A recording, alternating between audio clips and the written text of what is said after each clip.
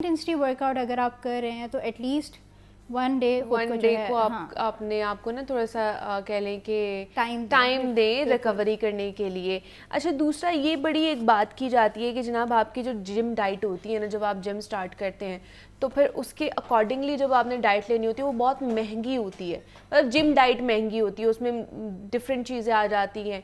वाकई ऐसा है या नहीं है, या घर पे जो हम लोग ऑलरेडी जो चीज़ें खा रहे होते हैं उनसे भी हम लोग वो सारी न्यूट्रिशन ले सकते हैं जो हमें अगर जिम जाने के लिए भी चाहिए? कुछ भी महंगा लेने की ज़रूरत नहीं है। घर में जो चीज़ें अवेलेबल है उससे भी वो सारी चीज़ें कवर हो जाती हैं।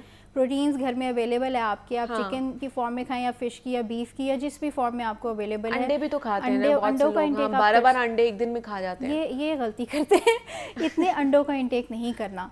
बहुत पहले ऐसे होता था कि मतलब अब तो जाहिर सी बात है लोगों को अवेयरनेस थोड़ी सी ज़्यादा आ गई है। पहले ऐसी होता था कि 6 अंडे 12 अंडे लोग आराम से दिन के खा जाते थे जस्ट फॉर प्रोटीन्स। लेकिन आप ये नहीं देख रहे कि अंडे में प्रोटीन्स नहीं है, सिर्फ कोलेस्ट्रॉल भी है साथ में।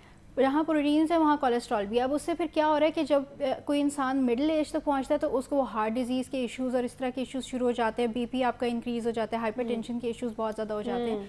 तो ये इन लोगों में क्यों हो रहे हैं? क्योंकि इनकी डाइट ही उस तरह से नहीं है जिस तरह होनी चाहिए। अगर लेट्स से अगर आप अंडों का इंटेक कर भी रहे हैं और आप अपना प्रोटीन इंटेक बढ़ाना चाहते हैं तो योक एटलीस्ट साइड पे कर दें। अच्छा, योक ना खाएं, ठीक है। योक आप 1 यूज़ करें जो कि एक रिक्वायरमेंट है। आप एक दिन में 1 योक यूज़ करें। आप जो है उसका एग वाइट जो है वो आप ज़्यादा इस्तेमाल कर सकते हैं। ओके। हाँ, इस तरह से आप यूज़ कर सकते हैं। दूसरा, चिकन वगैरह आप घर में स्टीम भी कर सकते हैं उसको, जैसे भी आप वेजिटेबल्स के साथ भी उसको सॉटे करके आप वो बना सकते हैं, उसमें कोई इशू नहीं है। लेकिन ये है कि अमाउंट ऑफ ऑयल आपने सिर्फ जो है उसमें कंट्रोल करना होगा। अच्छा, बाकी ये है कि जहाँ pre and post workout eating की बात है वो मैं आपको बता दूं कि प्री वर्कआउट अगर आपने मतलब जैसे जिम जाने लगे हैं तो एटलीस्ट घंटा 1.5 घंटा पहले आपने कोई मील थोड़ा सा मील आपने लिया हुआ हो, उसमें ओट मील आप ले सकते हैं, साथ में बनाना ऐड कर लें, पीनट बटर ऐड कर लें, तो ये भी आपका एक मील बन सकता है। वो नहीं है तो आप फ्रूट सैलेड भी ले सकते हैं। ठीक है। कोई भी चीज़ जिसके अंदर कॉम्प्लेक्स कार्ब्स हो जो कि आपको वर्कआउट करने में हेल्प करें। हाँ, ठीक है। प्री वर्कआउट अगर आप कुछ नहीं खा रहे हैं, आप ऐसे ही जिम जा रहे हैं, उससे ये होगा कि आपकी एनर्जी जल्दी लूज हो जाएगी।